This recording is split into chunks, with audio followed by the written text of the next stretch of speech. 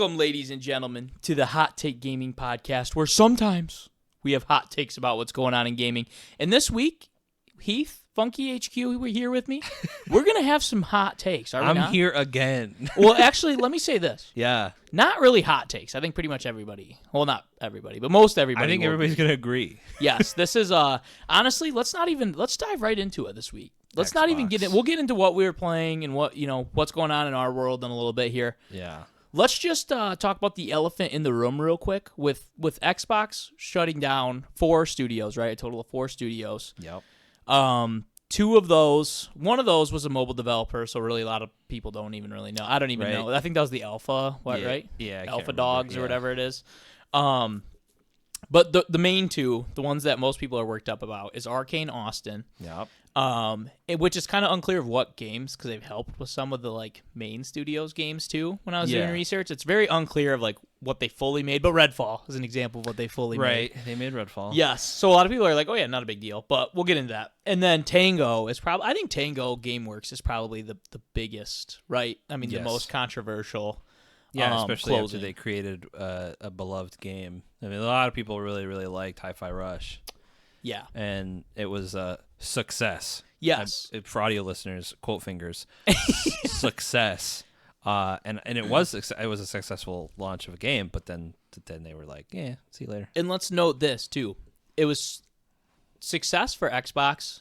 It seems very weird. What defines success? because really think about definitely low bar in terms of sale, but really it's the beast that they created though. You know what I mean? So everybody likes Game Pass and stuff, right? But I mean, this is I'm not gonna lie, this is a result of Game Pass, is it not? I mean, it's a success because it reviewed really well. Hi-Fi Rush reviewed really well. It, got a lot of awards. It got a lot of recognition where Xbox games have not gotten any recognition really, because there's not many Xbox games. Yeah.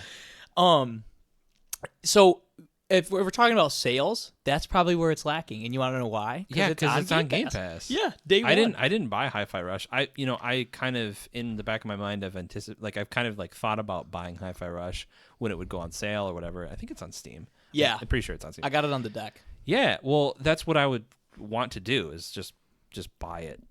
But then it's I don't know. It's one of those things. It doesn't make sense to buy it because it's on Game Pass. Yes, it's on. But Game now Pass. that I don't have Game Pass, and I would kind of like to play the game. Yeah. But also, I haven't thought about that game in a long time, and then this stuff happened, and it's well. And actually, in a rare turn of events, gamers are being positive to the. I mean, obviously, Tango didn't do anything wrong, but they're review bombing it in a positive way on Steam right now. Right, which is the opposite of the Helldivers issue. Yes, so it's good, So it's crazy to me though. But so back to the original statement of it though, this is the whole issue they've created, and I think Hi-Fi Rush is the first thing that we publicly have seen, right? Of wait, I thought this was successful. Right. Well, it really wasn't in sales, probably, right? Because nobody was buying it because of Game Pass. And think of PC players too. Yes, it's on Steam, but with Game Pass being available on PC too, why would you buy it? You know what I mean? Just get Game Pass for a month, and it's half the price of the game. I think that's the issue though, is that the game was a success and a lot of people played the game, but it didn't appeal to shareholders. It didn't. You didn't see the sales numbers from that game because nobody bought it. Yes, but a lot of people played it, so the numbers were there in that aspect. But that's kind of where we're at in terms of the way that games are going now. We're ditching all of these other developers, and then at this point, I was kind of listening to somebody. Her name is Alana Pierce. I don't know if you ever listened to videos. Definitely. Yep. She was talking about how the reason why things are happening the way they are is because we need to appeal to the shareholders, and then but then it's so sad because a lot of the games that are going to be made probably in the near future are going to be games as a service games. Yeah. And they're really pushing that sort of envelope, which for single player games, it kind of is a little bit scary. Oh yeah, definitely. Just a single player experience. That doesn't necessarily appeal because let's look at Call of Duty, the biggest franchise that does sort of game as a service kind of thing and offers all of this DLC, or not DLC, it's all microtransactions and things, but like it's more appealing because it creates those numbers. Yeah. For the people that care about that stuff. And that's why, like, Xbox bought all these studios, right? Xbox went out, and they're not the first to do this. Like, PlayStation definitely, or Sony definitely did this too, like, especially in the early 2000s. They went out, Xbox went out there, or Microsoft went out there, bought all these different studios, and a lot of people, including myself even to an extent at the time, are like, this is the turnaround of Xbox. You know what I mean? Right. Because ever since... That's what we thought. Yes, exactly. And it basically, in a lot of times, in a lot of issues, I mean, in most ways, you can throw money at problems, and it fixes a lot of things. Yeah. But this is one of those unique situations where throwing money at the wall doesn't necessarily, get you a reward. Well, that, and if a $1 trillion company like Microsoft, or however many trillions of dollars that they have, or whatever, I can't even imagine an ungodly amount of money. But if a company like Microsoft is axing you, nobody is safe. Yeah. Like, they have the ability to fund literally just anything almost. Yeah. And if you're getting axed by them, like, it's a concern. Yeah. like, nobody's safe. Yeah. Literally nobody's safe. And a lot of what I've been hearing on the internet, people saying, like, the way that 343 has, like, mismanaged the Halo franchise, like, they should be on the chopping block. Yes. And it's shocking that stuff has gone on as long as it has, and they're still here. Like, don't get me wrong. I think that, like, a lot of people would like to see 343 succeed. Yeah. But we wanted that for Arcane. At half a decade. Or any other studio that's trying to make good games. Yeah. Like, but it's sad to see, like, good original game like a Hi-Fi Rush come out and then get chopped, and then we still have 343 mismanaging the Halo franchise. The giant. Yeah. So here's my thing on it too, like with the Hi-Fi Rush thing, is like Hi-Fi Rush kind of could have been the start of something. You know what I mean? Just like it's a new IP. You could have easily made sequels of that game. Like there's no, you know what I mean? There was an expansive room for growth with it. And I mean, I'm sure it did cost a good chunk to make, but it's like that was a smaller title. You know what I mean? In terms of like comparing it to something like a Halo or a Gears of War or something like that, it probably costed significantly less money. Yeah. So like the thing is with me is I just don't get why, especially I almost forgot to mention this too. It's a Japan Studios. And Microsoft desperately has always tried to get, Japan gaming studios because they wanted more of an influence only one. there. And they just freaking and they just axed it. And then right afterwards, I couldn't believe this was his real name too, by the way. Matt Booty. Yeah, that's his real name. Matt Booty. I sound like a fifth grader right now, but it was funny. Matt It was funny to me. Matt Booty right afterwards. And I can't even remember his position 100% right now, but he's pretty high up at Microsoft. Yeah, we should know. But we should know. But yeah, within the gaming division, he's pretty high up. And his statement basically was like, well, we need games. We need to make smaller games, basically saying they need to cost less to make.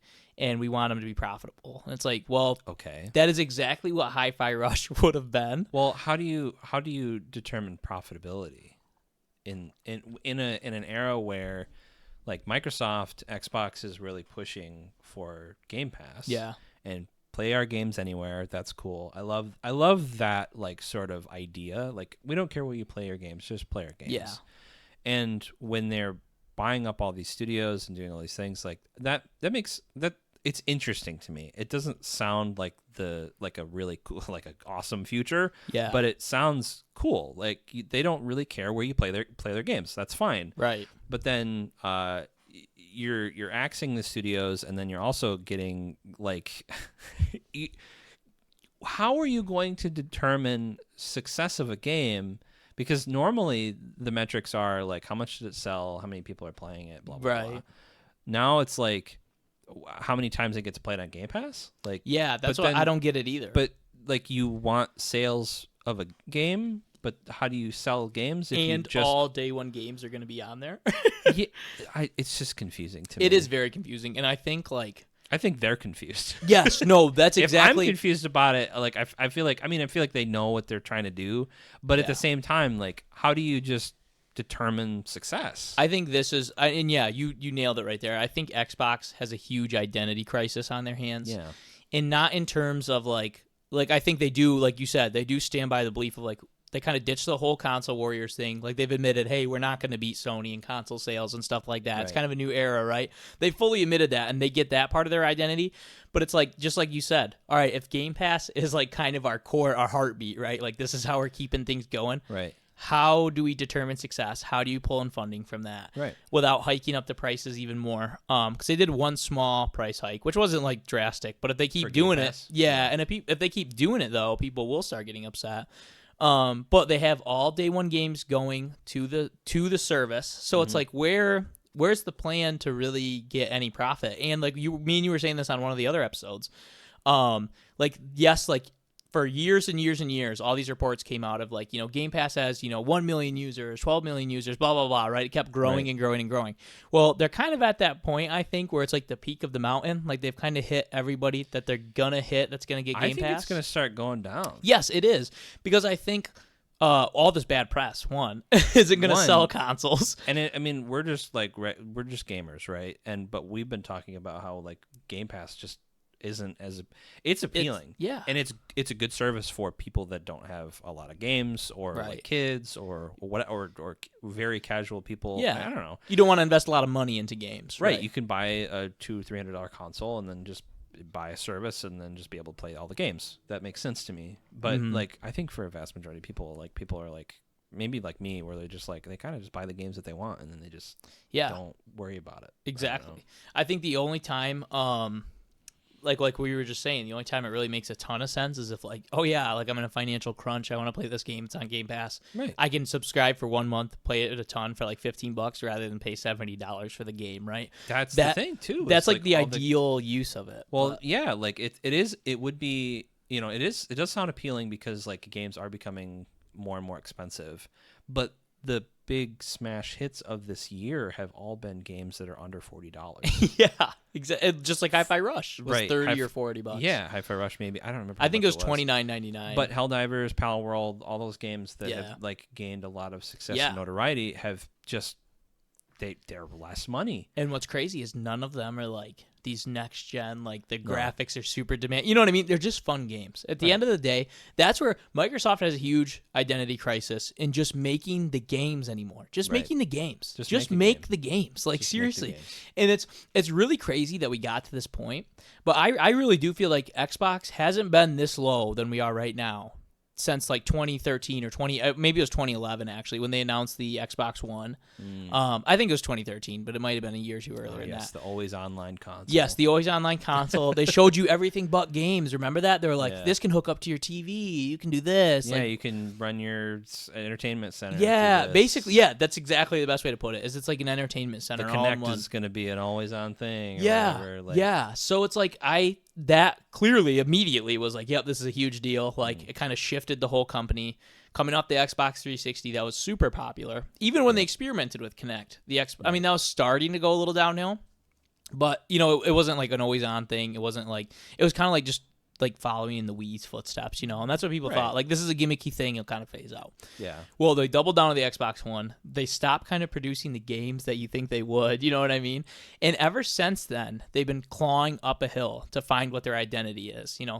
They have not had an identity in games, I truly believe, since 2013 when they announced that, the Xbox One. And now we're at the point where they like just, some people thought they were just getting to the top of that hill. No. And it's like, hey, they're actually nowhere close to that. No. Because again, like we've said on another episode, we've talked about a lot of these issues on other episodes. Yeah. But what the biggest thing for me is, where are half of these games that you announced with the Series X in 2020? Yeah. Where it's 2024. Where are these games? Where is Fable? Where is Fable?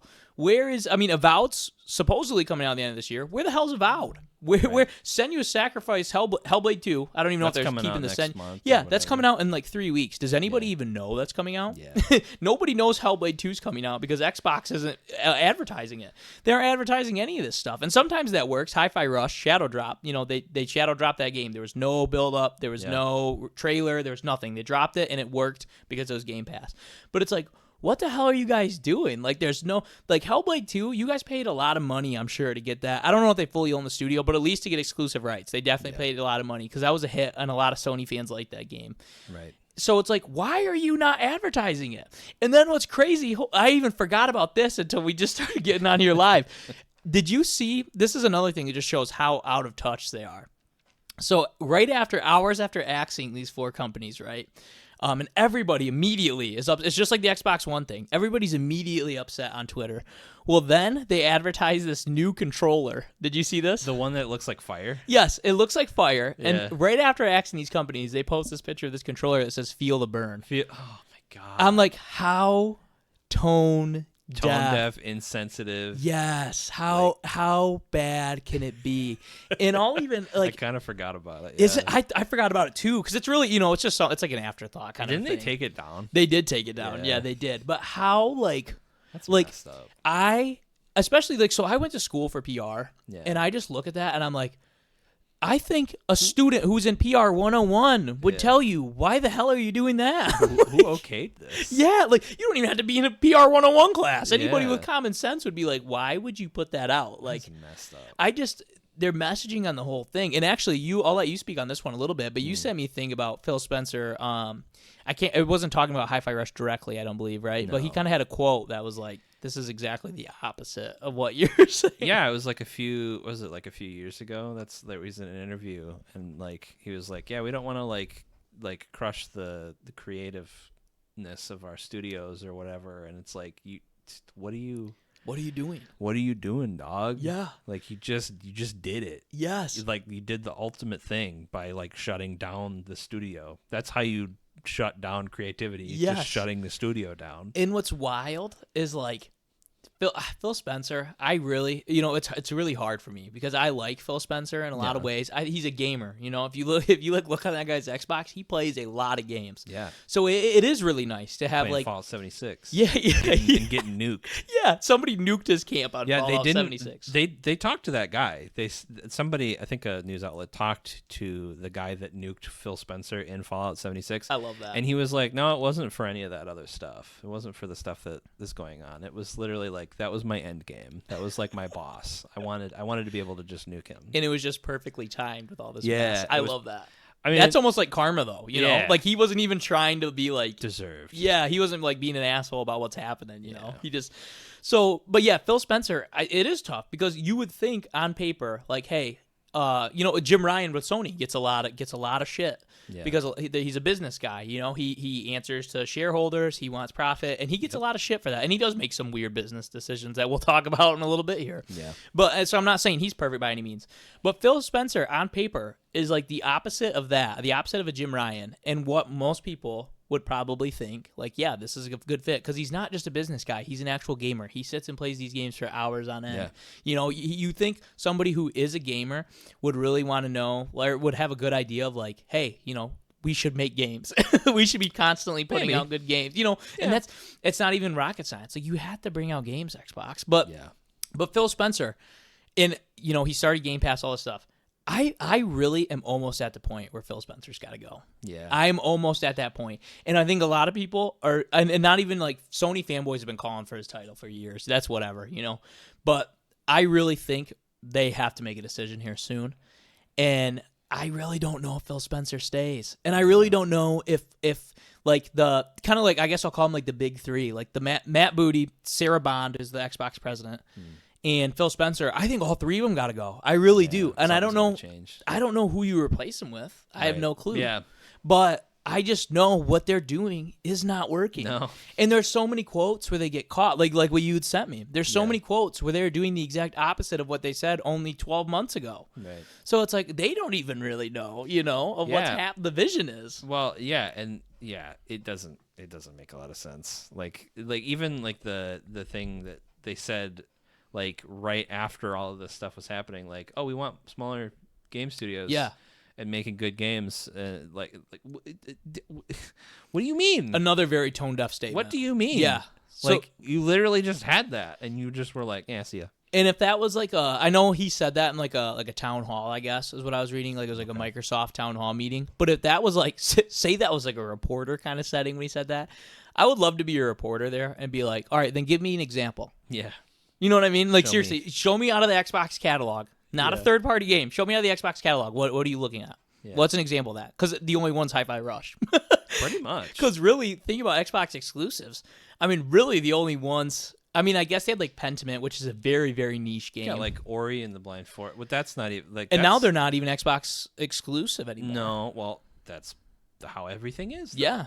And I don't know. Theirs is a bit different. I don't know if Microsoft owned them or what. Because I know Ori's on Switch now. Yep. And that was like prior to them opening up exclusives. So I don't know. That was kind of like the peek into the world that we live in now. Exactly. It's like a living hellscape. Microsoft, nobody is safe. Nobody is safe. And yeah, there's been a ton, even outside of Microsoft, there's been tons of companies getting major layoffs and stuff. I mean, even outside of gaming, right? There's a huge like feeling of like nobody's safe right now. Oh yeah, yeah. I mean, that's the thing. It's like everybody's like, well, the gaming industry's the way that it is right now, but like literally, that's everything. Yeah, and even so, Matt Booty's quote, Mr. Booty, his quote was very like headline. You put that on a headline anywhere, right, and post it.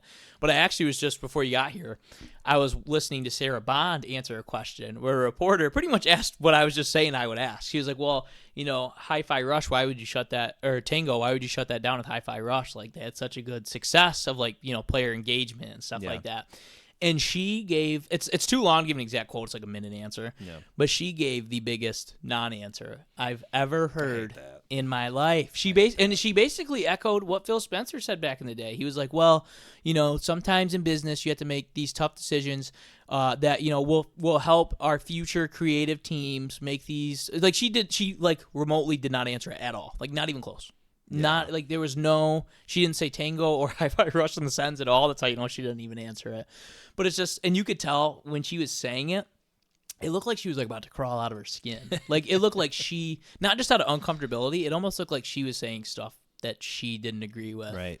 So how could you? Exactly. Yeah. So it's just like, what the hell? Well, at least one of those studios, a lot of the employees got repurposed into developing Elder Scrolls Online. And here, so is that what they're? Is that like official? Yeah. Okay, so this was my question, and I think you just answered it already. That was going to be, honestly, I was going to branch off into that a little bit. This is kind of convenient timing, especially if it's Elder Scrolls Online, though. That is so outrageous. What I mean. That is so outrageous. At least they got into Elder Scrolls Online. Which, who the hell is playing that? I mean, there's got to be people that are interested. Not to hate on anybody playing it, but it's like, that game has been out since 2017. I mean, and clearly that's, if you want to talk about shareholders and bringing profit in. I'm happy for the people that managed to keep jobs. Yes, that is good. I mean, it probably sucks that you aren't working on the stuff that you want to be working on. But it really sucks for the people that are all just losing. Yes, exactly. Their jobs for what? I was saying $1 trillion company can't support you. Right. Yeah. Exactly. And the biggest thing to me is like the convenience of all this. So this all conveniently happened like when 2 weeks ago, even though I don't want him to catch any strays out of this, but 2 weeks ago, Todd Howard, when they asked him about Fallout 5, was still like, oh no, Elder Scrolls is coming first still. But he said, we are looking, and mind you, these 4 studios that closed were Bethesda studios, Bethesda-owned studios. So he conveniently said the other day, he said, hey, Fallout 5 is coming after Elder Scrolls 6. Like, that's a thing. But we are currently looking in-house at different ways that we can speed up our processes and bring out, possibly speed up the launch of Fallout 5. Or, another Fallout game, not necessarily 5. Then that's just axe a bunch of studios. So, yeah, so he said that about a week or 2 weeks ago. Yeah. And then for Bethesda Studios, and think of it too, and this isn't even really that conspiracy theory if you think about it, because again, business, shareholders, money, all that stuff. Right. So they're not bringing in any money from games. Fallout TV show, massive right now. Yeah. Absolutely massive success. Yep. Look how many people on Xbox, on PlayStation, on Steam are buying Fallout games right now. Yep. A ton of people are. And so this is bringing in a ton of money. And I'm sure, I read an article, again, this is all like hearsay, so it's like I don't know how valid it is. Right. But it was like, hey, Microsoft is looking into ways to speed up Fallout 5's launch or any Fallout game's launch, right? Because all of this money, like they have a golden egg now that it's like kind of mainstream. So, and then again, Todd Howard says that quote, we're trying to speed up the process. And then 4 studios from Bethesda get axed. And then, but not even just axed, like you said. Thankfully, these people have jobs, but they're repurposing. Yeah, some of them. They're repurposing these employees to go to other projects. But if it's Elder Scrolls Online, that really pisses. I mean, it pisses me off either way. But it's like, dude, come Come on. And Bethesda does, in my opinion, catch some strays here because, yes, like I get I know I'm not a game developer, I guess is what I'm saying. I know there's probably so much that goes into it. But does it really take a decade to make Elder Scrolls 6? Maybe. On the current engine. I don't know if it does. When you have all that money, all those... Because think about it. I mean, the way Fallout New Vegas was made in a year and a half. I was reading the other day. That's wild. A year and a half because they're using the same engine and stuff. So if they have the engine from Starfield, which already felt very outdated, but if they're still...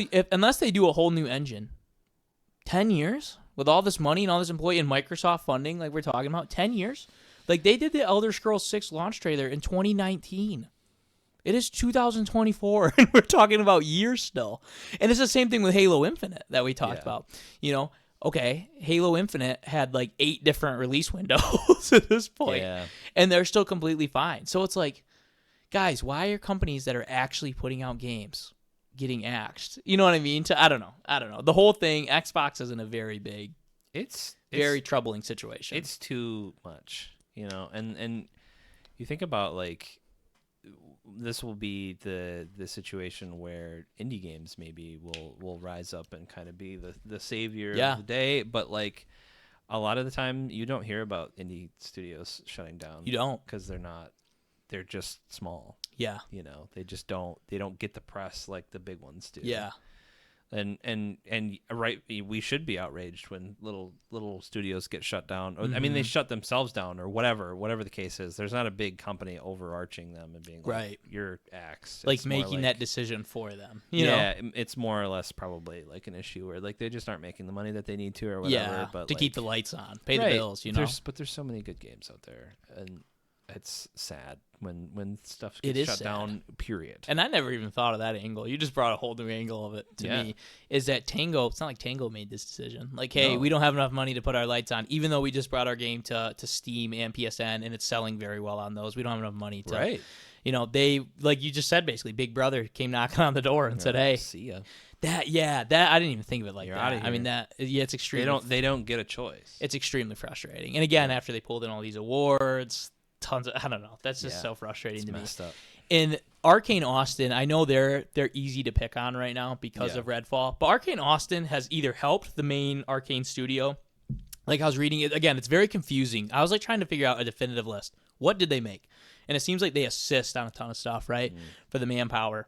From the main studio, Arcane Leon, I don't know how you'd pronounce it, but the main studio, they essentially assist. So they helped make Dishonored 1. It was unclear about 2. It looks like they made Prey, and then they made Prey completely, and then the main studio helped with some DLC. And Prey stuff. was supposed to be really good. Yes, played it, but I played a little bit of it, and I enjoyed it. I definitely enjoyed it. I think the Dishonored series. I mean, I think it was beloved at the time. I think people really liked it at the time. It's just aged rough, right? I think so. Yeah. I actually kind of want to go back. I started playing it a few months ago on my Steam Deck. Did you? And it just runs great. It's fun. It was fun. I just didn't finish it. I don't know. And I think the other one that was a little unclear. So maybe the main studio made this, but Deathloop, that was another one that. Oh, okay. And Deathloop reviewed this. This was a very bizarre situation, if you remember, because Deathloop got like 10 out of 10 scores, and the game itself, like a ton of publications gave Deathloop 10 out of 10.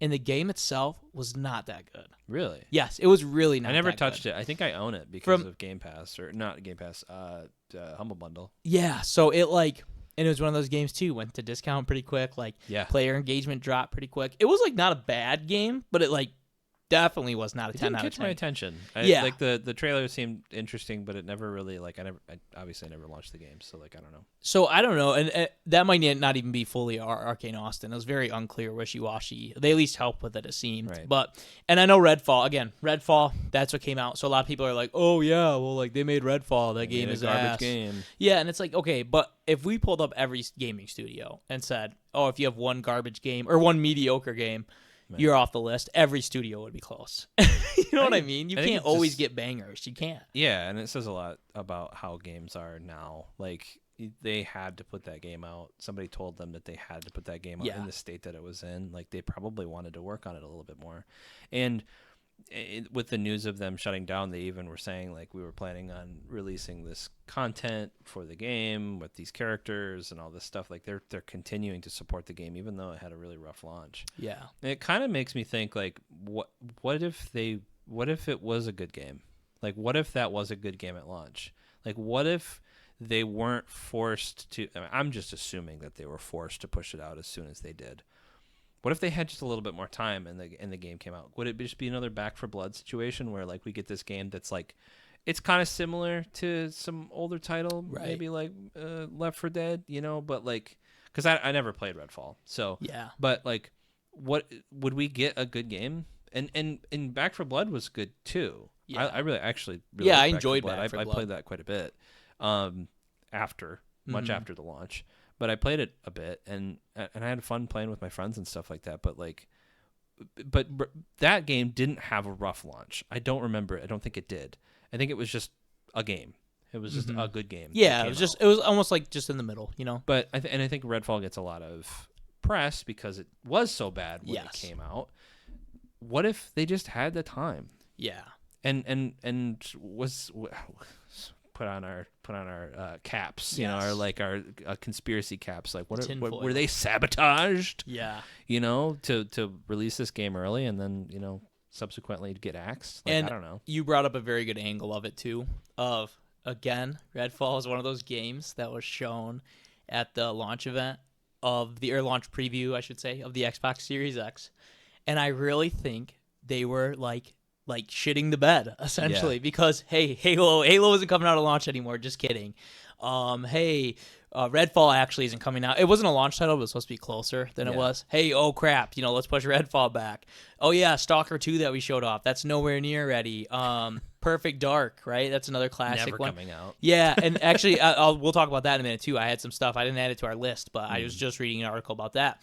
So the list goes on and on and on and on and on of how many games they showed off at that event, including Elder Scrolls 6, that were nowhere near ready to come out. And they showed all these games, and I think with all the bad press going on with Halo, I think they were like, we can't keep pushing these games back. You know what I mean? Like, we have to get something out. So I think even though we don't know for sure, I think you're definitely right of they had a lot of pressure to put that game out now. We'll fix it later, put it out now. It kind of almost makes me feel like there's got to be some structural issues. There has to be. If like, to be fair, I mean, the best games of this year and late last year, you know, some of them took years and years and years to make.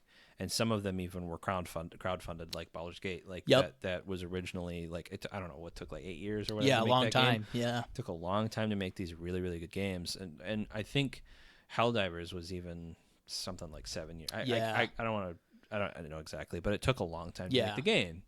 And that's what happens when you have a small dedicated team of people. You come out with a well refined product that's well directed, right? Whereas where we've got these big game studios, I feel like they just there's too many hands in the pot. Yep, no real direction. Maybe there is direction, but there's too many people. Maybe there's a lot of good talent there, but maybe not. Yeah. You know, like I don't want to say that there's anybody that's not good at making games out there making games.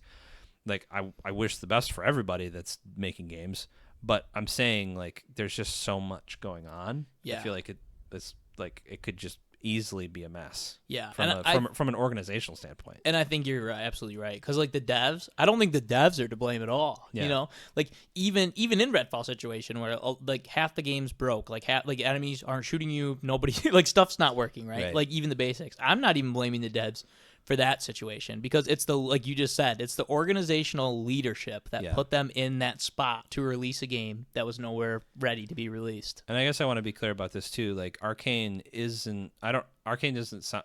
Is it a big studio? Was it a big studio?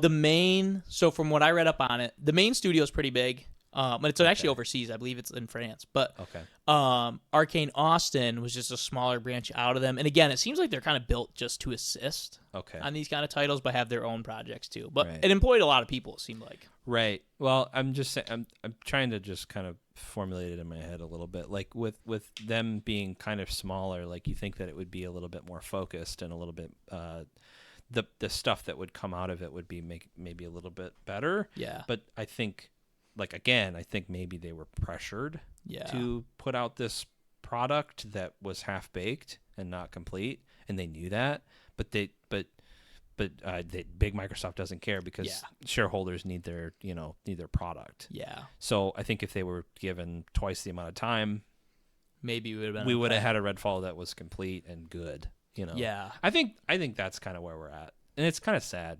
That's why it's cool to see a lot of the games that have come out recently. Like, I don't want to say Palworld's like a refined experience, right? Yeah, like at all, not. Yeah, because it's not. It's not meant to be. I don't think. Right. It's just meant to be fun. And I haven't touched that game in like fell off weeks. Very fast. That game fell off very fast. But they're making new stuff. I saw it, an update, DLC, which is cool. basically. Which is cool. I love the PR person that posts on Twitter all the time about how things are, and they even chime in on all the other stuff that's going on in the gaming thing. Oh, that's cool. I didn't know that. They're really cool. I mean, and they were chiming in on the Helldivers stuff and like saying what they wanted to say, and it's just so positive from that end of things, which is cool to see. Which is different for gaming. Which is the opposite of how everything has been the last week with Microsoft and Xbox and all that stuff. We were going to talk about a little bit about Helldivers. Something I wanted to touch on because they decided to overturn what they were going to do and make it the PSN account stuff mandatory for that game. Mm-hmm. But they were also they also said for future titles it will be necessary. Or at least for multiplayer, right? That's right. Yeah. So like Ghost of Tsushima is a good example of that. Like single player, I think it would work maybe. Yeah. But multiplayer, it wouldn't work. Right. So, but here's the issue, is that they overturned what they said last week, and they said, yeah, we're not gonna have the PSN stuff in the Helldivers 2 stuff. We're not gonna do that anymore. But they have not. The game is not up for sale in other countries. Again, like they haven't reversed what they did. So the game is still not purchasable in those other places.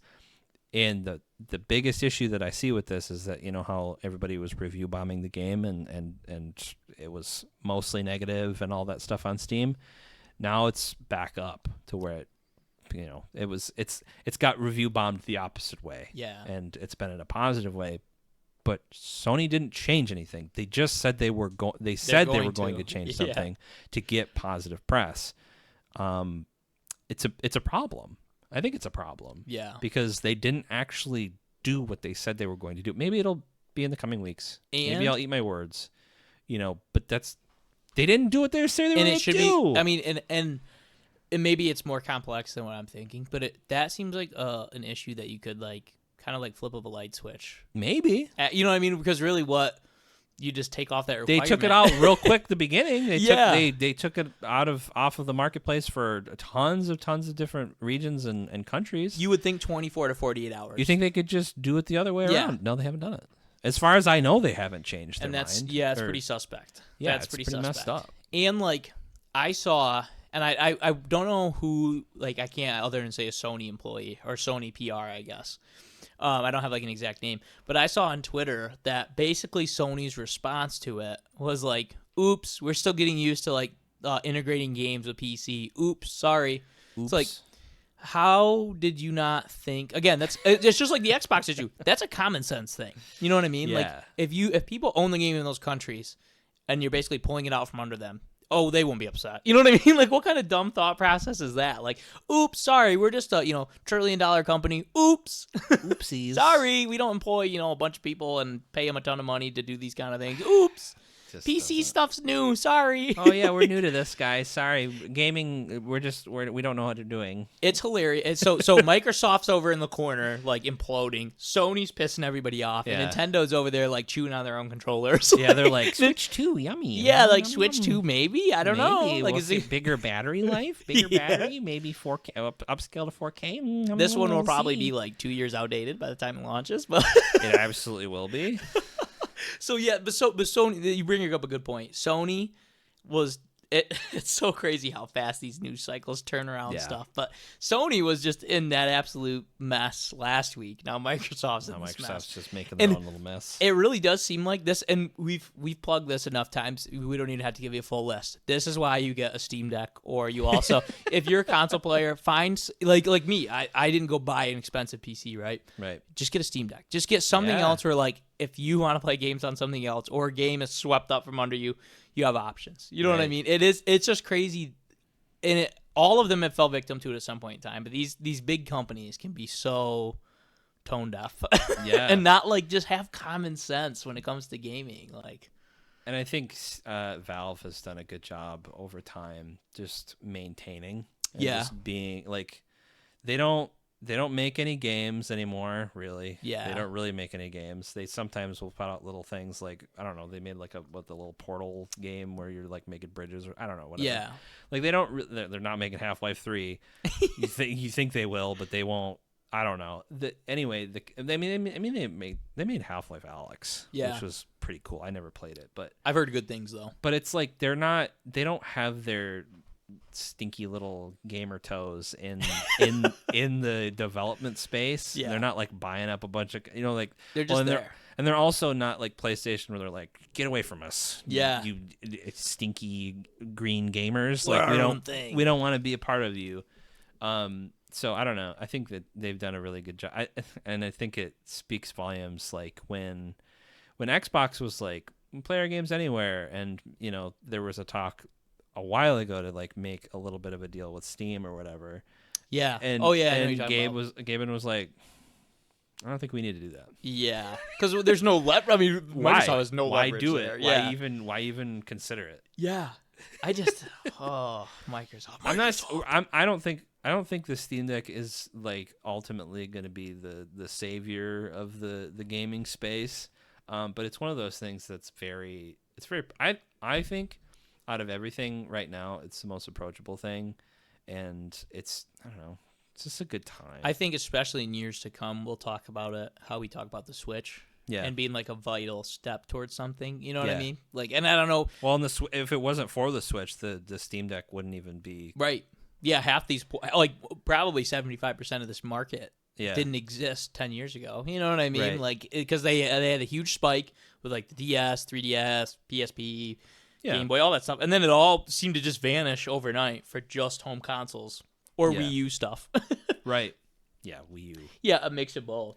I don't know. It's just it's the Steam Deck and just PC gaming in general right now, I think has never looked more appealing to like the general casual gamer. Yeah.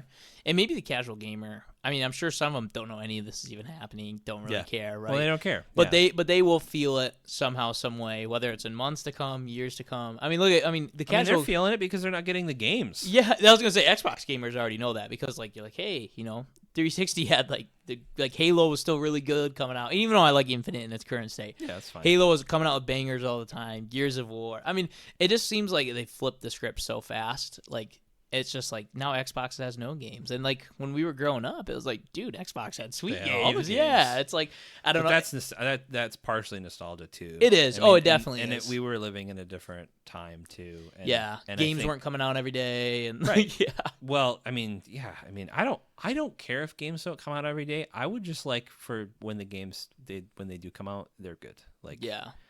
And maybe the game isn't for me, but as long as it's good, I don't care. I just Yeah. want it to exist. As long as there isn't like malpractice and like you know what I mean, like these like Right. bad things happening and like I don't know. It's just we're in such a weird space because gaming is doing really well. Like Yeah.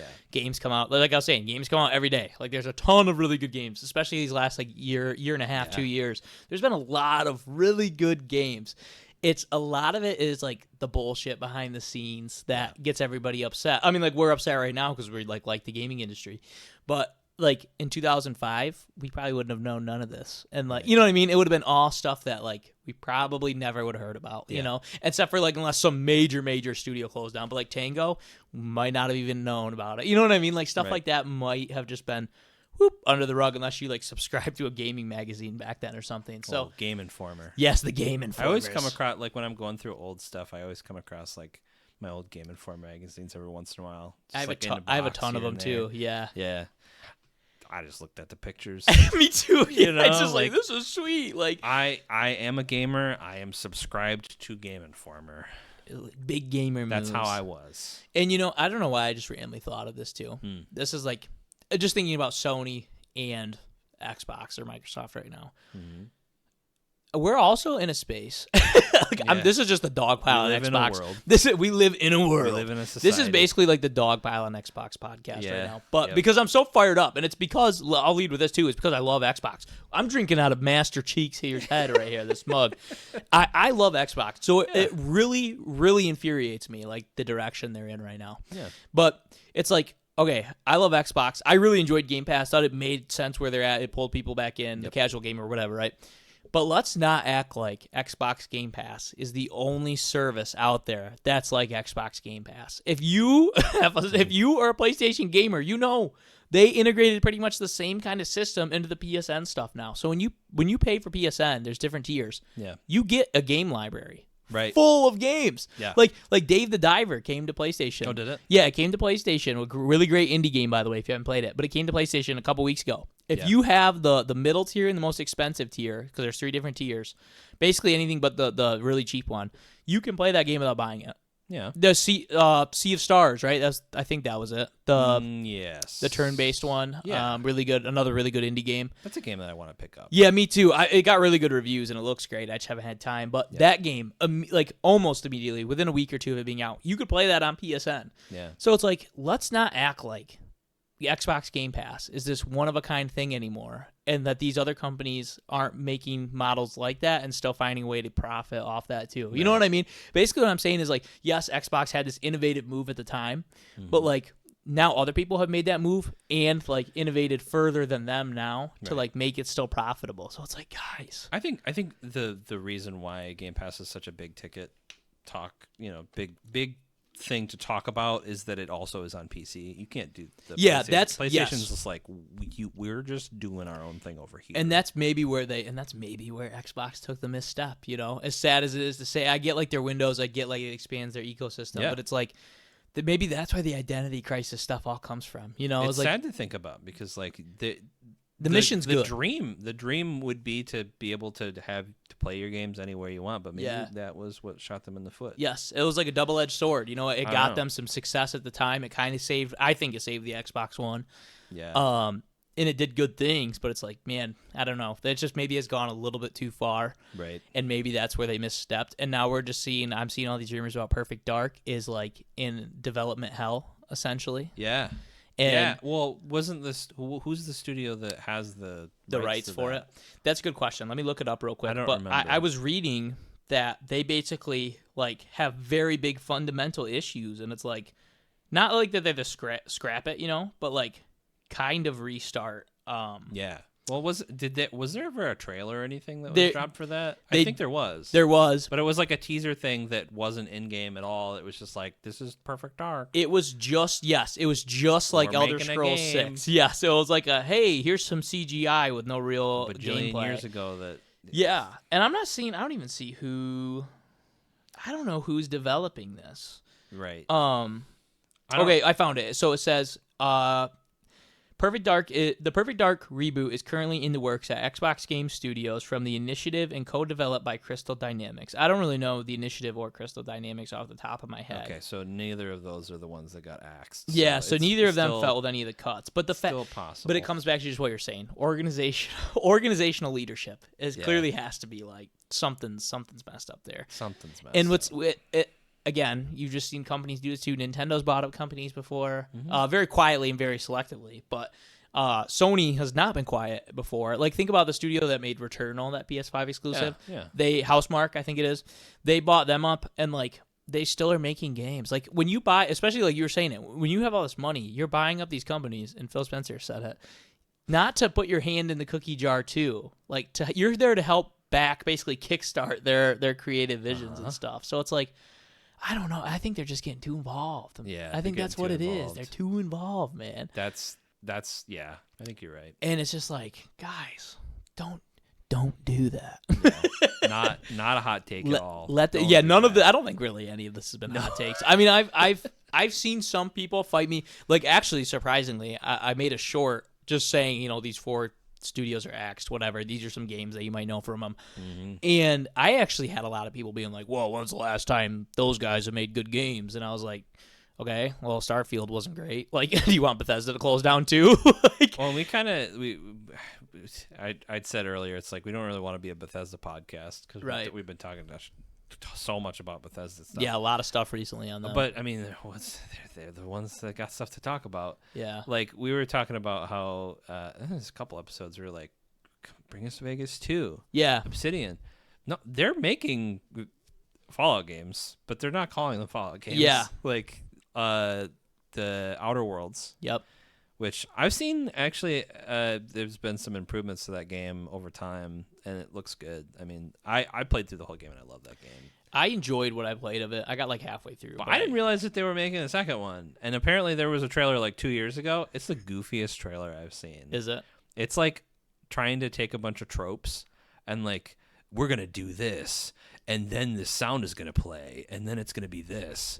And then like it's such a freaking goofy trailer. It's so And that's weird. where you see, that's how you see how they did well with Fallout. Because like even just like the show, like it's serious, but there's always that edge of comedy in it too. You know what I mean? Like it's like 50-50, like comedy and not comedy. But so I mean, Obsidian's still doing Fallout stuff, but it's not Fallout. It's not Fallout. It's like and I think that's where people get upset about Obsidian too. Because I've gotten a lot of hate in the comments of like Obsidian doesn't make good games anymore, which is kind of a wild statement. I was like, and one of the guys, I was like, listen, dude, like. It's not just me. Look at the reviews. Like if you're hating on Obsidian for one game, like Starfield got like a 7 or a 6 out of 10 by the audience. It's like Outer Worlds has 8 out of 10. It can't be that bad. Like Outer Worlds was one of the only games I've beaten in the last few years. But when it came out, I played it on Game Pass. Yeah, we talked about that. I beat it. Yeah. And like I think people though, I think where they get upset about it is it's different. It's not Fallout. You know what I mean? Like it is. But it feels a lot like Fallout. But the thing is that's different from like the Bethesda kind of angle on it is their games aren't as like super wide open sandboxy. You know what I mean? Like there's open world. Yeah, and that is completely okay. Like I think in some ways, again, maybe that's why Bethesda's taking 10 years to give us Elder Scrolls 6. And I think if you're the type of person that wants those open world sandboxy stuff. That's fine. It is, yeah. It's just a different game. It's just a different game. You can have vanilla ice cream and chocolate ice cream, okay? They're 2 different ice creams. Yeah, you can have them both. It's just a different style of game. But I think that turned a lot of people away, though. I guess is what I'm saying. I think a lot of people went into it like this should be just like Fallout or Elder Scrolls, and it's not. But here's the thing, though, and I think we'll be able to see a good like. Kind of in the middle take for people here. I'm looking up just to make sure they're the main studios working on this. Mm-hmm. But there's a game coming out. Yeah. So Avowed is. Remember we talked about that very briefly on one of the podcasts.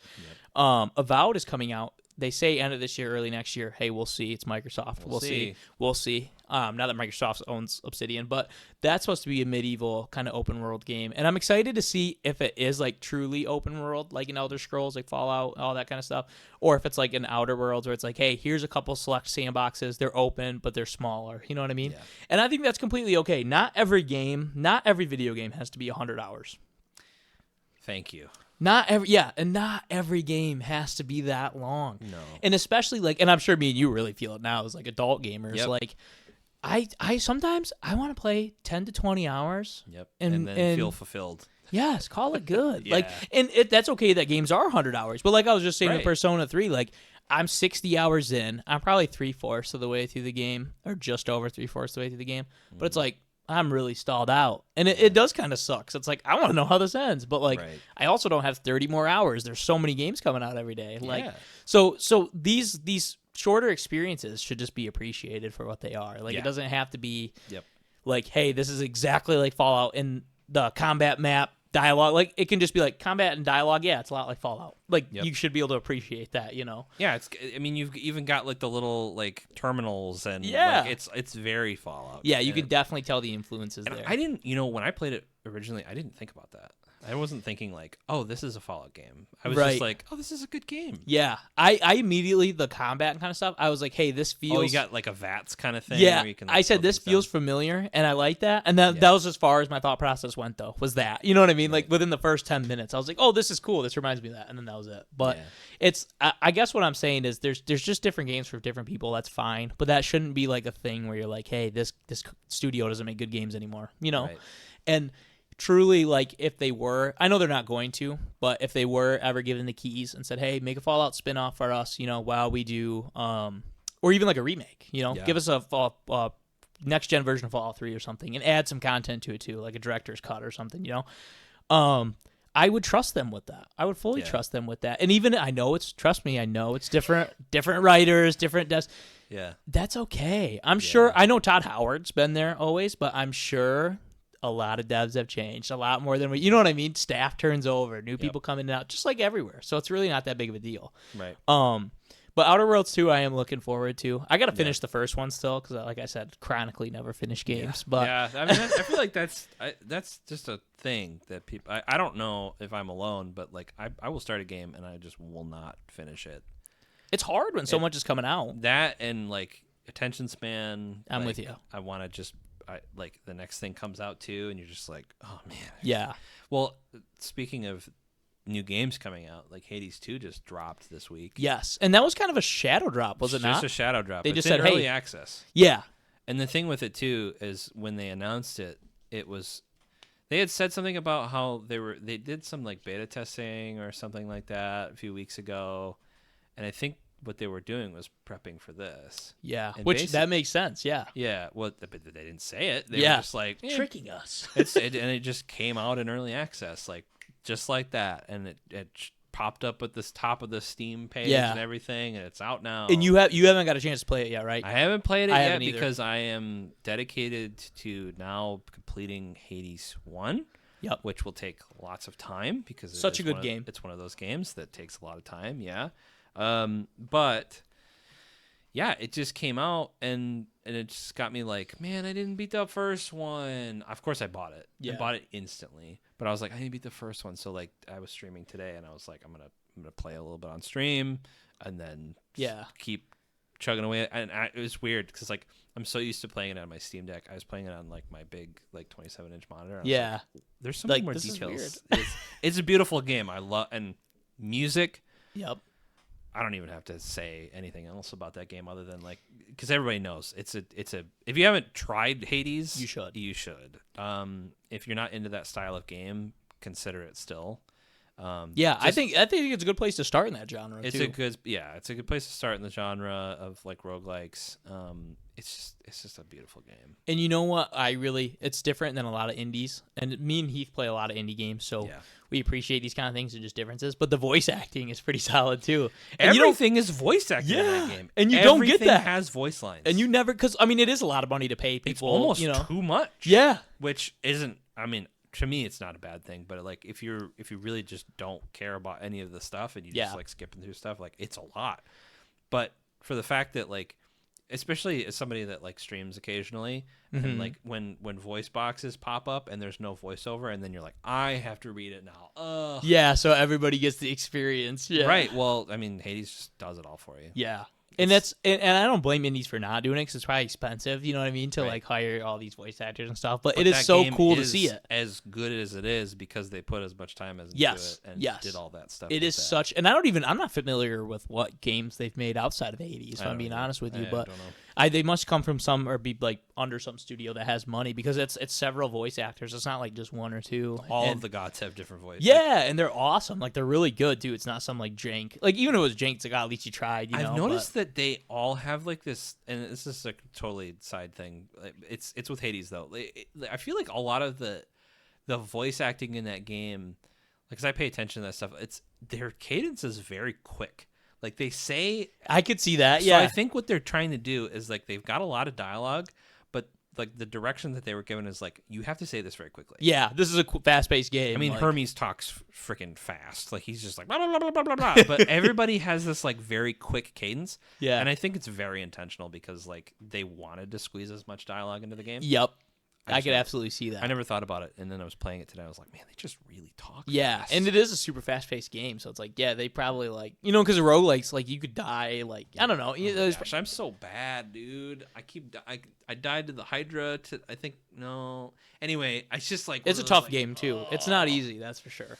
It's very frustrating. What? Okay, this isn't planned at all, but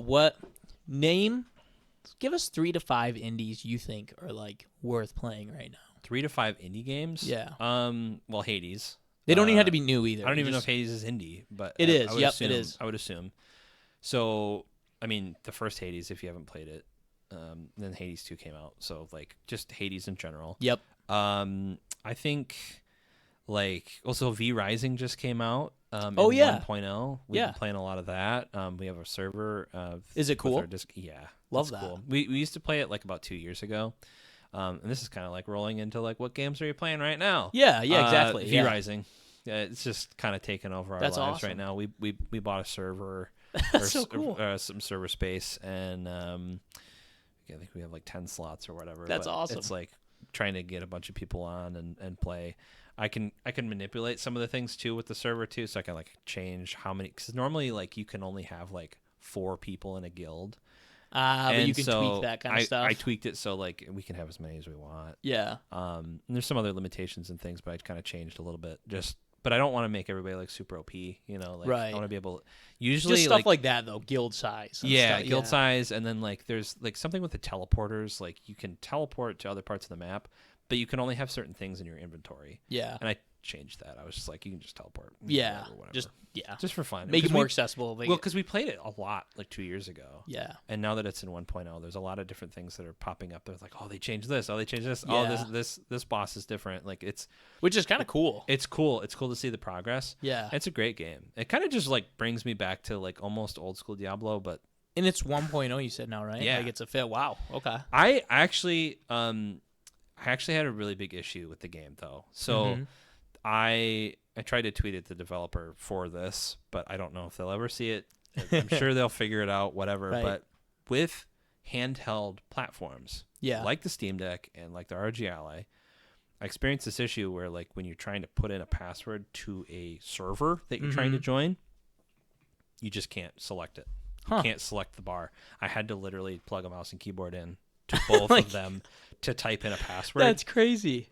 And it's a password that you have to put in. And it won't let you do like virtual keyboard at all, nothing like that. Wow. On the Ally, I pulled up the virtual keyboard. I just can't select it. Wow. So, I think they need to work on that a little bit. Yeah. Especially since it's not Steam Deck verified, which I would just hope that would be a goal. Yeah, make it. It runs pretty much. It runs great on both. Yeah. But it's one of those like. There's some workarounds. Well, you have to enter in the password every time. Yeah, so that's an issue. So, like, that's a very recurring issue. I'm not going to plug a mouse and keyboard in every time I want to log into the game. Like, that's just not the spirit of a handheld. Anyway, that game, I don't know. I'm having a tough time pulling up games in my head. Let me pull up some right now, and maybe I'll inspire you. Yeah, you go for it. So 5 indie games I would suggest playing. Again, these don't even have to be new. 5 indie games you should play.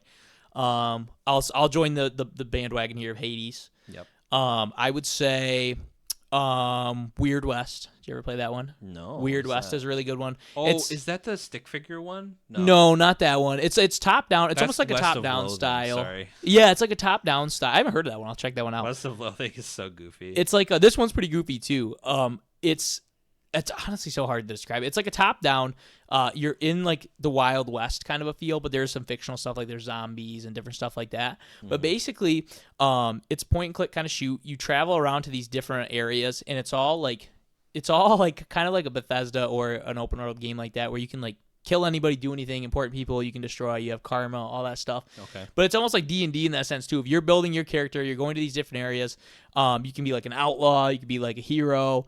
All kinds of stuff, but like you have a lot of freedom in Weird West, and like just like the name says, Weird West, weird things happen. So it's pretty cool, but like it's very like in depth. Like I went to this one town and I like hit over this like lamp and it like burned down the whole town, like all these buildings and everything. But it's like from a top down view, you know what I mean? So like it's almost it's not point and click. That's not the right way to describe it, but like you aim with the analog and it like moves your whole guy. Twin stick. Yeah, almost like a twin stick. Yep, exactly like that.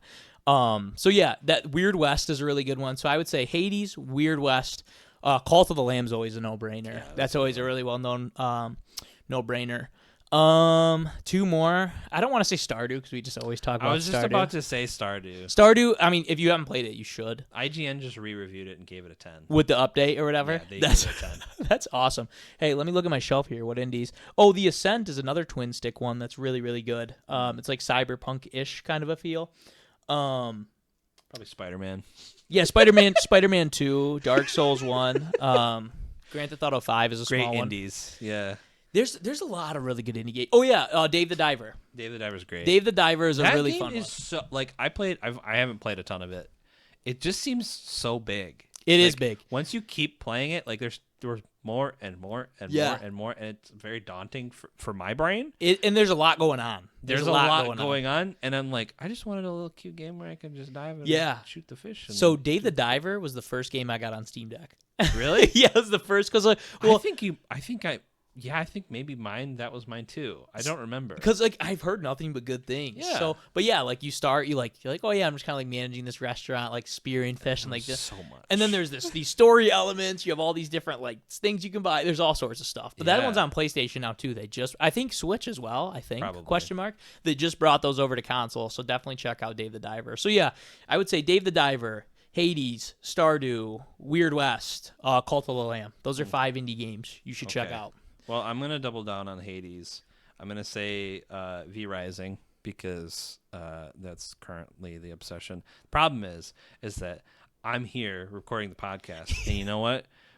Fiance is at home grinding, and she's going to be so much more stronger than me, and she was playing it. She literally, like, I was at work for 7 hours yesterday. Yeah. Whole time. Grinding. Whole time she was on, and I was like, dude, I'm in the dust. I get FOMO with those kind of games so bad. Well, welcome to my fucking world. I didn't play it this morning. I didn't play. I'm gonna go a whole like and just 24 grind. hours playing. Yeah. Hey, another really good one I forgot to mention. Nobody Saves the World, and that's a co-op one too. Oh yeah. Nobody Saves the World. I've been playing that a ton too, and I forgot to mention it. Maybe one episode I mentioned it. I've been playing that a ton too. Such a fun game. Hades, V Rising, Stardew Valley, because I also have to say that. You're obligated I'm at this point. obligated at this point. Actually, I was playing this game recently with my buddy called Proteus. And if you're into like boomer shooters, it's one of those, and it's really well put together. And you can also play like user created levels and stuff like that, but it's got multiplayer. Nice. So like imagine if you wanted to play Doom with your buddy. Yeah, that would be pretty cool. It was pretty fun. It was a really good experience. And then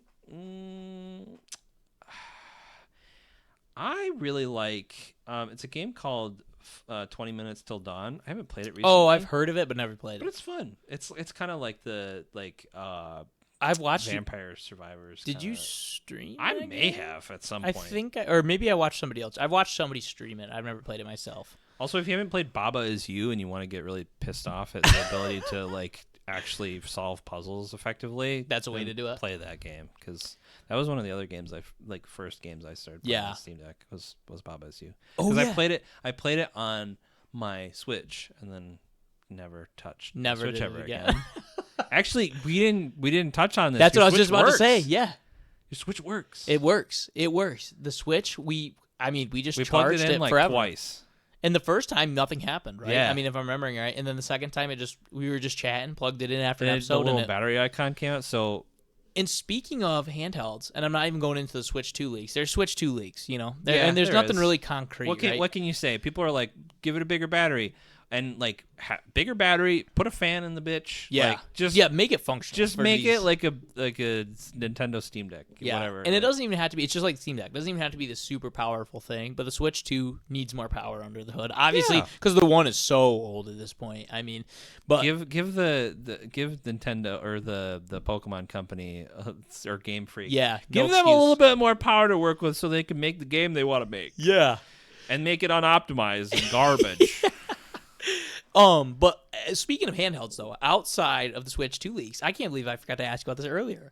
And I don't know if there has been much other than like ROG reveal? Ally 2? Yes, ROG Ally So 2. 2, it's not going to be 2. It's going to be the ROG Ally X. And I actually watched the announcement for it because they streamed it. Oh, I didn't even know they did. They I thought it was just streamed like an announcement on the ROG Ally or the ROG Global channel or whatever. And I don't know. We're talking about PR messes. Yeah. Like, I don't know who decided that we were going to have this announcement for it was an announcement for an announcement. And literally YouTube chat wasn't having it, dude. Yeah. There were like 4,000, 5,000, 6,000 people watching, and everybody's like, L, this is stupid. Well, here's my thing. Did they string you along like they were gonna announce something? No, they said it right off the top. They were like, we're announcing an announcement. We're announcing the announcement date. I think it's June 2nd or something. How weird. They could have just done a press release. They could have just done a press release. Like, but hey, they on were Twitter, like, boom. But they just wanted to create some weird hype for something. So ROG Ally X, which I'm getting sick of the X's. It's a fine name because it's not a true successor to the ROG Ally. It's just a beefed up version. It's a mid-cycle refresh, kind of like what we saw with the OLED, the Steam Deck. Same screen, and same processor, but we're probably going to get faster RAM, which will be great. They're changing the SSD to the normal, like, big style SSD instead of the little ones. Yeah. So that'll be good for upgrading. It's cheaper. Hopefully they won't burn the micro SDs. I'm assuming that they'll fix that. They didn't touch on that, but I'm assuming they learned from their mistake on that front. And it's probably going to be black. Yeah. So it's going to be special edition colorway kind of a thing. Well, I think it's just going to be it's going to be more expensive. Oh, they're also faster memory, but also going to be adding more. So probably like 32 gigs of RAM, which is kind of sick. Which to me means that they're probably going to bump down the ROG Ally, the Z1 Extreme version. They're going to bump down that in price because they've already done that with the regular Z1. Yeah. Like, you can get the regular Z1 on sale for like $300, which is nice. Which is sick. Yeah, super. Especially if you're just playing indie games, but just get a Steam Deck anyway. Yep. I think what they're going to do, I think it's going to be priced between $700 and $900. This new version is new version is because it's going to have the specs. There. It's going to, like, with faster memory and things, it's going to be a little better. It's really cool, but I don't know. Maybe you'll see it differently than me too. I get it has the specs to back that price. Yeah. But to me, when I think handhelds, like, part of the appeal too is like I was saying with me personally with the Steam Deck too is like it's affordable. Yes, like I can buy a $500 Steam Deck, rather justify that a lot more to myself than a $1,500 PC. And it's going to play all the games. Yeah. And it's going to have the power profile to be able to. I guess the other thing too is that's important about the ROG Ally X is that they're increasing the battery life substantially. So that's huge. I'll give them huge, that. That is but huge. But also you could buy an OLED. A Steam Deck OLED that has the improved battery life. That battery is good. I'm telling you, that battery is good. Again, like I still have my LCD. I still don't really have an issue with my battery life because I don't play for long enough periods of time where it would really matter. And we don't really play those games. Neither of us really do, right? Right. Well, I'm laying in bed and I've got a charger right next to me. And just plug it in, so it's not really that big of an issue for me. But I understand that the Steam Deck OLED has a really great battery life, and they really did a good job figuring that out because OLED takes less power. Whatever, they figured it out. Yeah, I think what they're gonna do basically is with the Ally X is that they're gonna just add a bigger battery. Yeah, and it's just gonna make the device bigger, which is fine. I mean, people clearly are fine with the Lenovo Legion Go. Yeah, which is huge. Right, which is a giant thing. I think it'll be fine. I think it's just going to be expensive, and people are. It's going to price some people out. It's going to price some people out, and some people are going to be happy with it. I think. I don't know. I think a lot of people were pissed that they're not doing OLED, but like to find an OLED display that would fit that device. That's not the display that the Steam Deck OLED is, because they use 16:10 aspect ratio. The Ally uses 16:9. I think the display on the ROG Ally is fine. Yeah. Especially since it's one of those that, like, can do VRR. It's got the Yeah. high refresh rate, all that stuff, which is really cool. And they probably want to go their own way too, right? They probably don't want to like Right. fully copy paste the Steam Deck formula. And I'm sure, like you're saying, with it'll kind of already feel like the Steam Deck OLED, like mid gen refresh or whatever you want to call it, because they'll have some like like we were saying. I didn't realize all the different. Like the analog sticks are different on the OLED, and just minor changes and stuff other than the color too for that new ROG Ally. I don't know. It's just weird to me because I'm like, it gets to the point where I'm like, I don't know. For Steam Deck, I think it bridges the gap of people who don't want to buy that PC. And the ROG Ally, I think it's a whole different audience, which is completely fine. Yep. But it's just like again, I'll still get people in the comments being like, ROG Ally is better. Yeah, that's cool, dude. but it's like, not. It's not. Like, It's not better. It's Yeah. just different. Yeah. Yes, in terms of performance, it does perform better, but it doesn't mean it's better. Yeah. It doesn't mean it's a better experience. Yes, absolutely. If you're saying that the ROG Ally is better, then that is better for you. Right. Like, not necessarily if, like, again, like what we've talked about with the issues that we've had. I thought maybe the V-Rising thing was going to be just an ROG Ally thing. Right. And I booted it up on the Steam Deck, and I was Same. like, nope, it's just the same thing. So like, it's not. It's the game, not the platform. But I don't. It's just because it's good. It's just because it's good for you doesn't mean it's good for everybody. And like you were saying, like, I feel like the Steam Deck is a lot more approachable because it is just, it's built to be more approachable. It's not just running Windows and you're just slapping ROG Armory Crate or whatever over top of it. Right. Armory Crate SE, whatever it's called. Just slap. They are updating that, so it's going to look a little different too, which is cool. That's it. The whole performance thing you see at consoles too, like when they announce the new next gen consoles, everybody's like, oh, the Xbox Series X like has 12. There's a meme at one point, 12 teraflops of power. That doesn't always really. That doesn't really mean anything in most cases. Because I mean, just like you're saying with the Switch stuff, like stuff has to be optimized. Like I don't know, people overstate that, and I'm not trying to be mean to anybody out there who does this or like. I am. Actually, maybe I am a little bit, but I feel like half the people that comment that probably don't even own an ROG Ally. Like they're just like, that device has more power. It's very possible. And like they don't even own it. I will get into discussions with people. I say discussions because a lot of times people will be like, this is how it is. And I'm like, not really. Yeah, for you. Yeah. I'm going to explain to you why I feel differently about it. Yeah. Because, like, you need some context. That's me with the Portal. I get that all the time with the Portal. Where, like I was telling you. Because people are like, that doesn't make sense for you. That's not good. It's like, well, it's not good for you. Yeah. I'm like, man, I haven't, like, actually sat down and played my PlayStation console at my desk in, like, since I bought it, really. I mean, I just play it on the go because I have my son with me and stuff. So it's like that. And, like, sure, overpriced. I get it. You know what I mean? I get the concerns. The concerns are valid. I'm just saying. You're still playing games. I've got my money's worth out of it. It makes sense for me. Like, boom, I get it. You know what I mean? Yep. And, like, same thing, like, the G Cloud. I could say the same thing. Why did I spend $300 on the G Cloud? I could have saved $200 more and got a Steam Deck. Yeah, does anybody want a G Cloud? Yeah, does anybody want a G Cloud? First sale. Kickstarting the podcast here. we want to get a mixer. So. And this would help us. Big time. Anything else? I know we're kind of wrapping up. We kind of this has been like a big venting session. This is the hot venting we session. needed it. Hot venting today. session. It took us like 2 hours to get set up today. Yes, we are just. You guys don't even want to know. No, it already kind of was like hard, having everything run at the same time. We just kind of were trying to do things a little differently today, and it just kind of. We just experimented, and it's been one of those weeks, Yeah. Happy birthday. Thank you. Happy birthday by being rewarded with this podcast. Barely running. You're welcome. But hey, we got it running. We got it running. We are figured it here, out. folks. Xbox, they gave me a happy birthday by pissing me off. Yeah.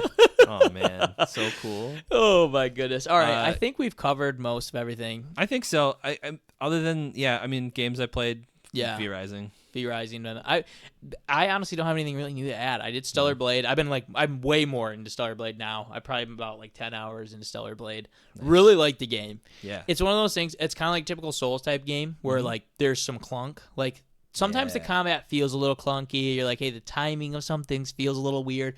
Like it's almost like in Dark Souls, when you have like a two-handed person, like sometimes like you press attack and it's like this big lug, and then you go. Yeah. There's some. It's not nearly as bad as that, but like there's some like, oh yeah, that's a little clunky in there. But I like Souls type games, so Right. for me, it's just like we were saying. Sometimes the clunk doesn't really like take away from it. Yeah. So me, it doesn't take it away from it.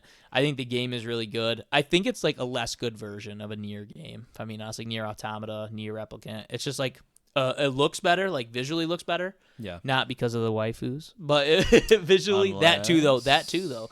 But it looks better, but I think it's like a little less depth. But it's really good, really Nice. good game. Other than that, Nobody Saves the World. I've been grinding that still. I feel like there was some. Oh yeah, I got Pacific Drive. Haven't tested it out yet. That might be another indie game I throw on the recommended list. But It looks really cool. it does look cool. I watched my buddy Robo play that quite a bit on stream. And it's very unique. Yeah. It's very unique. Which is, I think, what we need in the gaming industry.